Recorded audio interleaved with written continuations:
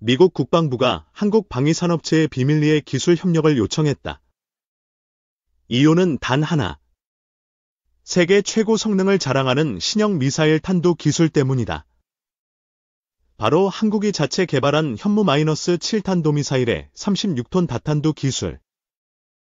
이 기술은 최근 극비리에 완성되었으며 국제특허청에 등록되면서 세계 최초, 세계 유일의 특허를 보유한 다탄두 설계로 인정받았다. 이번 기술이 특별한 이유는 단순한 화력 증가나 사거리 확장 차원이 아니다. 핵심은 무게 대비 파괴력, 복수 목표 동시 타격, 다탄두 재배치 능력까지 포함된 복합 기술이라는 점이다. 미국과 러시아도 개발에 난항을 겪고 있는 압축형 분리 다탄두는 실제 운용에 있어 탄도 미사일의 전략적 가치를 획기적으로 끌어올릴 수 있다. 한국은 해당 기술을 현무-7을 통해 최초 실용화에 성공했으며 이 사실이 알려지자 미 국방성 다페 산하 기술 검토위원회가 직접 한국 측에 접촉한 것으로 알려졌다. 현무-7은 이전 모델인 현무-2C, 현무-4보다 훨씬 더 정밀하고 고열 내구 탄두를 장착할 수 있는 유연성을 보유하고 있다. 무엇보다 가장 큰 변화는 재진입 속도 20% 증가과 지상 관통력 2배 강화, 그리고 핵심이 되는 다탄두 모듈의 1초 내 동시 분리 시스템기다. 이 기술은 기존 미사일보다 빠르게 다탄두를 분리시켜 복수의 군사기지 또는 전략 목표를 동시 타격할 수 있게 만드는 결정적 요소다. 국내 개발진은 이 다탄두 기술을 개발하기 위해 총 7년간 국방과학연구소, ADD와 세계 민간 방산기업의 협업을 통해 추진해왔다. 초중량 탄두를 미사일 내부에서 완전히 안전하게 분리하고 유도하는 방식은 전 세계적으로 러시아의 RS-28 사르맛 외에는 유사 사례가 없으며 한국의 이번 설계는 오히려 사르맛보다 더 경량화된 플랫폼에서 동일 수준의 파괴력을 구현했다는 평가를 받는다. 미국 측은 이 기술을 통해 기존 미사일 전력의 효율을 재정비할 수 있다고 판단하고 있다. 특히 북한, 이란, 중국을 견제하는 데 있어 동시다발적, 분산 타격 능력을 갖춘 한국형 다탄두 기술은 방어보다 선제 억지력으로 작용할 수 있다는 점에서 전략적 가치가 크다. 현재까지 미국은 한국의 다탄두 탄두 설계 기술과 운용 알고리즘을 부분 공유받는 대가로 극초음속 유도 기술 일부를 한국에 제공하는 맞교환 방식을 제안한 상태다. 이와 관련해 국방부 고위 관계자는 한국이 독자적으로 이룩한 기술이며 외국에 무분별하게 이전될 계획은 없다며 신중한 입장을 밝혔다. 그러나 동시에 그는 공동 개발이라는 방식으로 미국 측과 협력할 수 있는 여지는 있다고 여운을 남겼다. 이는 단순 기술 수출이 아닌 한국형 탄도 시스템의 글로벌 표준화 가능성도 함께 고려한 것으로 풀이된다. 한편 현무-7의 공개는 여전히 제한적이다. 미사일 실물은 극비 상태로 보관 중이며 일부 설계도면만이 방위사업청 내부 브리핑을 통해 공유된 것으로 알려졌다.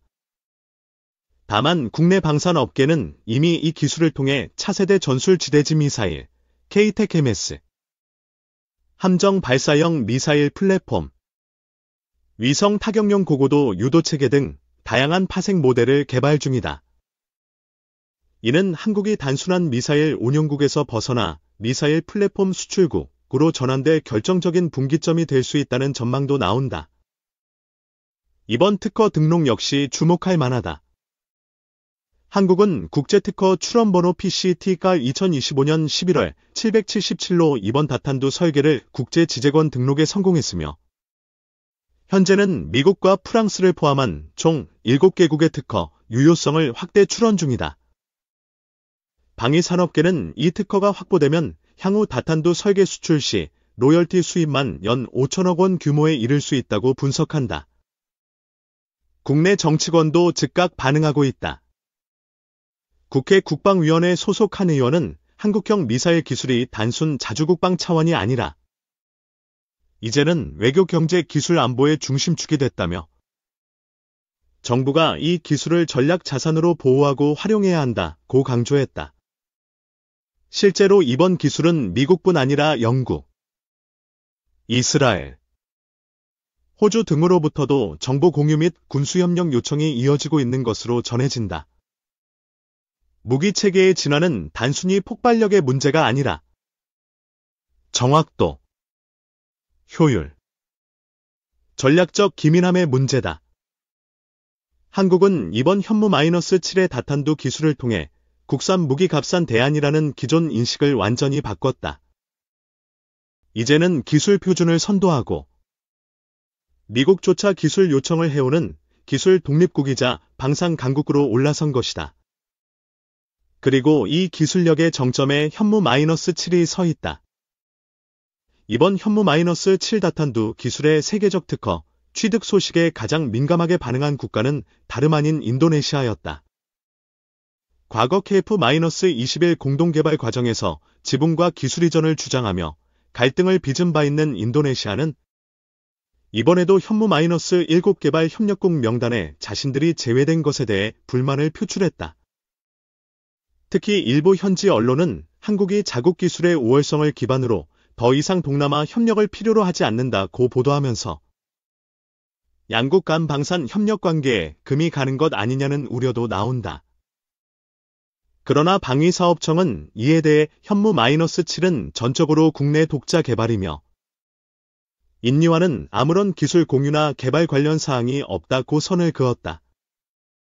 실제로 이 기술은 100% 한국 내 자본과 연구 인력에 의해 개발되었으며 설계부터 테스트, 특허 등록까지 단 한 차례도 해외 기관과의 공동 참여가 없었다. 한국 입장에서는 이를 국가 전략 자산으로 간주하고 있기 때문에 불필요한 외부 개입은 철저히 차단하고 있다는 것이다. 한편 미국의 태도 변화도 주목된다. 최근 미 국방부는 한국의 다탄두, 분리형 탄두의 상세 운용 알고리즘 공유를 요청했으며 그 대가로 극초음속 활공체, HGV, 비행 경로 수정 기술의 일부를 이전하겠다는 의사를 표명했다. 이는 단순한 기술 거래가 아니라 미국이 한국을 전략 무기 설계의 동등 파트너로 인정하기 시작했다는 신호로 풀이된다. 과거에는 미국이 독점했던 기술들을 점진적으로 동맹국에 분산하는 전략으로 변화하고 있다는 것이다. 일본, 독일, 이스라엘 등 기술 강국들도 현무-7의 파급력에 민감하게 반응하고 있다. 특히 일본 방위성은 최근 국회 보고서에서 한국이 전략적 무기 설계 능력을 획득함에 따라 동북아 미사일 균형이 깨질 수 있다고 경고했다. 이는 한국이 단순한 국방력 보강을 넘어서 지역 내 안보 구도까지 뒤흔들 수 있는 기술적 영향력을 갖추게 됐다는 반증이다. 무기 수출 시장의 흐름도 변하고 있다. 사우디아라비아, UAE, 폴란드, 루마니아 등 한국과 방산 협력 중인 국가들이 현무-7 기술이 반영된 개량형 전술 미사일에 대한 구매 의향을 타진한 것으로 알려졌다. 특히 중동 국가들은 복수 목표 타격이 가능한 다탄두형 전술 미사일에 강한 관심을 보이며 대테러 및 국지전 대응용 무기 체계로서의 활용도를 평가하고 있다. 결국 현무-7은 한국의 기술 독립을 넘어 국가 외교와 군사 안보 전략의 새로운 축으로 자리 잡고 있다. 대한민국은 더 이상 기술을 수입하는 나라가 아니라 기술을 기준 삼아 동맹국을 선택하는 입장에 서게 된 것이다. 이는 단순한 미사일 개발을 넘어선 한국 방위 산업 역사의 결정적 전환점이 될 전망이다.